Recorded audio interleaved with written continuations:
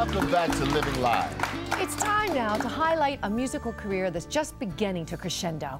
The Los Angeles Philharmonic is one of the most prestigious orchestras in all of the world.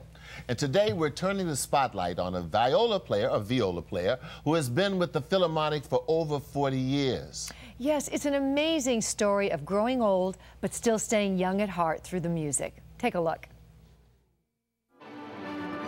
California native Jerry Epstein has been making beautiful music with the Los Angeles Philharmonic since 1968.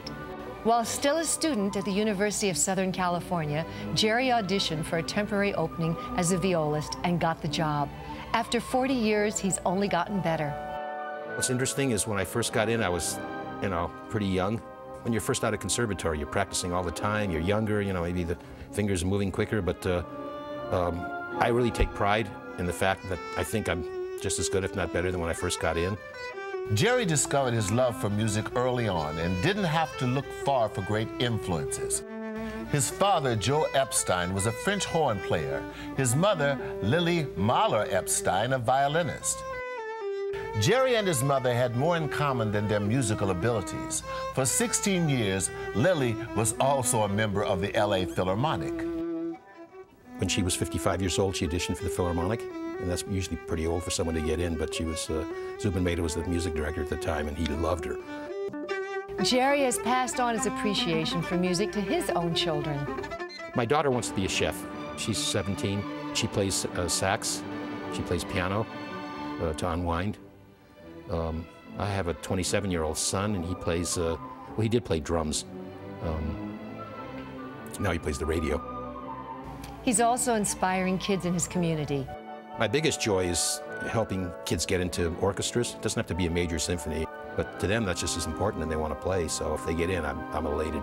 The LA Philharmonic, we do as many children's concerts as possible, and when I see the enthusiasm of the kids, it makes me feel great. So there is some hope left for the arts. In his tenure with the orchestra, Jerry has worked and recorded with famous conductors like Henry Mancini and Leonard Bernstein. He's met some of the best musicians in the business, from Victor Borge to Rosemary Clooney. He's also rubbed elbows with many celebrities who have admired his amazing talent. And there are other perks. The advantages of being in the Philharmonic, going on tour. We were the first American to be an orchestra in residence at the Salzburg Festival outside of Berlin. As he prepares to celebrate his 40th year with the LA Philharmonic, Jerry has many fond memories, but there are a few that stand out above the rest. One of my favorites was the three-tenor concert. We played at Dodger Stadium in front of 53,000 people. Before the concert, we got to sit in the Dodger dugout. And that to me was like, well, it's not like playing at La Scala, but it's pretty darn close. It was really cool. After all these years, there's one thing that still gets Jerry excited about what he does. I love watching an audience's reaction. You see people out there weeping, and that just gives me goosebumps. It's like we're doing something that people enjoy.